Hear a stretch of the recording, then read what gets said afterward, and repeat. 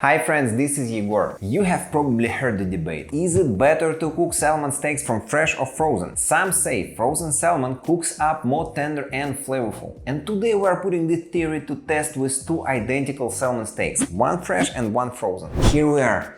Two salmon steaks of the same size and weight, ready for two entirely different paths. Why steaks and not fillet, you might ask? Well, as popular as fillets are on YouTube, we are doing something different today. Salmon steaks are thicker and have a certain robustness which helps them retain more moisture and flavor during cooking process. Plus, the round shape and the bone in the middle not only help in even cooking, but also make a pretty impressive presentation. Now, the destiny of these two steaks couldn't be more different. One is going on a freezing voyage into the icy depths of our freezer for 2 hours. The hypothesis is that a frozen steak might have a different texture and taste when cooked. Our second steak, however, is about to get a special treatment with a marinade made of fresh lemon juice and dill. Lemon offers bright, tangy flavors, while dill provides a unique aroma that pairs well with the rich, fatty flavors of salmon. Once this marinade is whisked together, our fresh salmon steak will be best in it, soaking up the flavors as it rests in the fridge. Think of it as a 2-hour flavor vacation. With that said, let's kick off the experiment.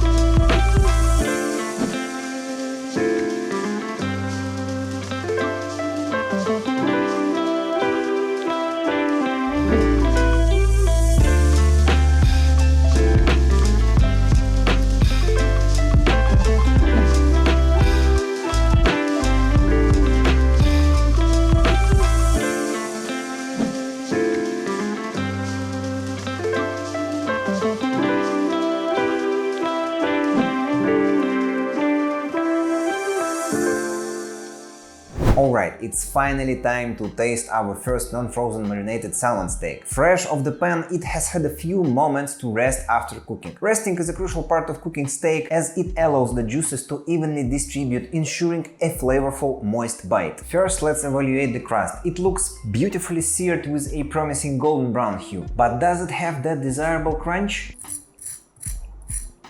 Yes, it does. The crust is perfectly crispy, a testament to a well-cooked salmon steak. Next, let's check the interior. I'm looking for a tender, flaky texture.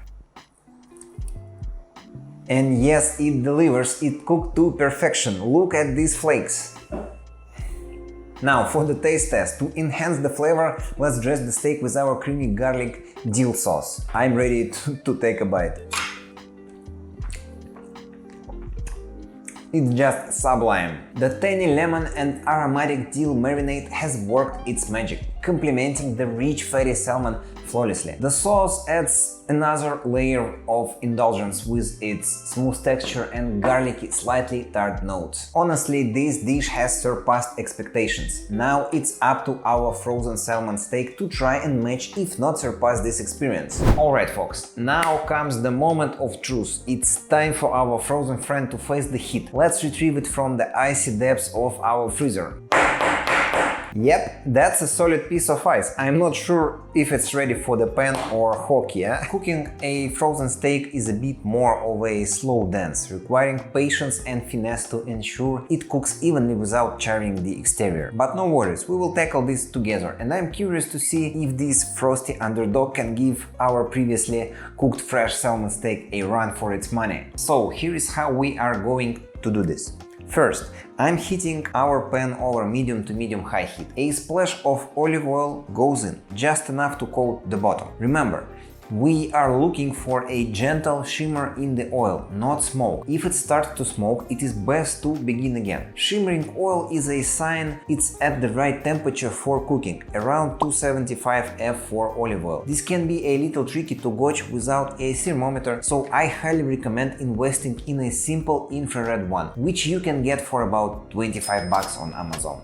It will really help you nail down the ideal settings for your stove, pan, oil and cooking time. Once the oil is shimmering, in goes our icy salmon steak. Don't be alarmed if the initial sizzle isn't as dramatic. That's totally normal for a frozen steak. Next, we are going to slightly dial back the heat to allow our steak a slow and steady thaw and cook. The idea is to gradually bring up the interior temperature without overcooking the outside. To ensure even cooking, we will flip the steak about every minute or so. And remember, this isn't a rush. Patience is key here. And our goal is a steak with a well-seared crust and a flaky interior, just like the one we cooked fresh. This may take a bit longer, but it is worth the wait. Ideally, we are looking for an internal temperature of around 135-ish at the thickest part. Salmon cooked to this temperature and allowed to rest will be medium, moist and safe to eat. But since we are starting with frozen, we can actually remove it a bit earlier, as freezing is known to kill pathogens in fish. Now, let's get this icy contender into the ring, or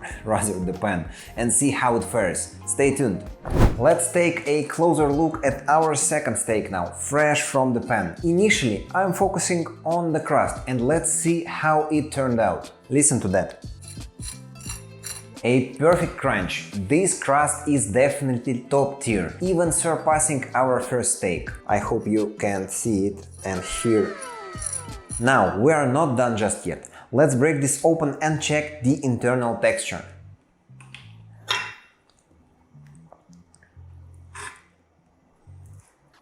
In anticipation that the steak from the freezer might not turn out as expected, I thought it would be wise to hedge my bets, so I prepared a few extra steaks to experiment with different cooking methods and to ensure we would definitely create something worthwhile. First, I gave the air fryer method a shot. I preheated it to 390 F, placed the steak inside and let it cook for about 15 minutes. Then I cranked up the heat to 400 F for an additional 5 minutes. Next, I tried cooking a steak on the stovetop and then finishing it off in the oven. I started by searing the steak in a hot skillet, however, this steak was thick, about 1.5 inches, so it took quite a while to finish off in preheated oven, nearly 30 minutes to reach 130 F. Then I cooked a thinner steak. For this method, I added a bit more oil and turned down the heat slightly. Finally, I seared the steak and then simmered in sauce. Initially, I seared the steak and then poured the sauce over it, even trying to baste the steak with the creamy sauce, just for fun. I then covered it and let it simmer on low heat. And that's it, but before we proceed with taste test, let's get back to our initial frozen steak.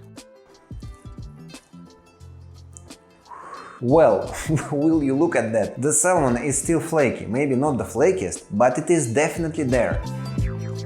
And it's perfectly tender on the inside. That's pretty good for a frozen steak. Now, let's get to the best part, the taste test.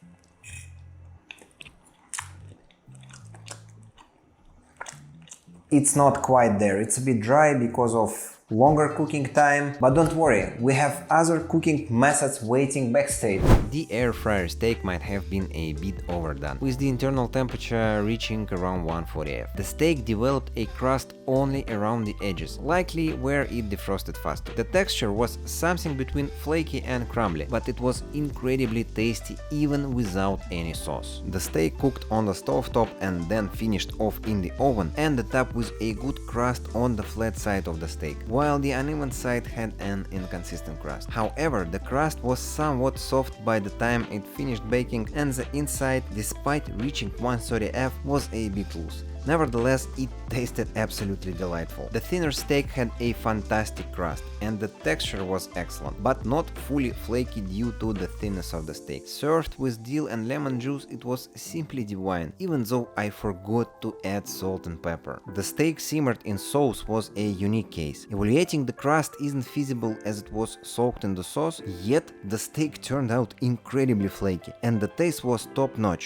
thanks to the sauce. Well, folks, let's wrap this up and draw some conclusions. Unquestionably, the steak made from fresh chilled fish is just superb. It has everything we want: a great crust, flaky texture, and a fantastic taste. But let's be honest here, the frozen fish did surprisingly well too. In fact, all the variations using frozen fish turned out quite tasty. But if I had to rank them, the top spot for the crust goes to the thin steak. Its crust was almost as good as the one on the fresh steak. On the other hand, even though the steak from the air fryer didn't have the best crust, it had an excellent taste. Maybe I was just really hungry. What truly surprised me though was the steak cooked in sauce. It was super tender and the flakiest of all. As for our main frozen steak, I wasn't a fan of having to cook it for so long and on such low heat just to get it to 130 degrees in the center. So here is my verdict. From now on, I will always cook from frozen because it is incredibly convenient. The key is to pay attention to the thickness of the steak. It should be super thick, ideally about an inch.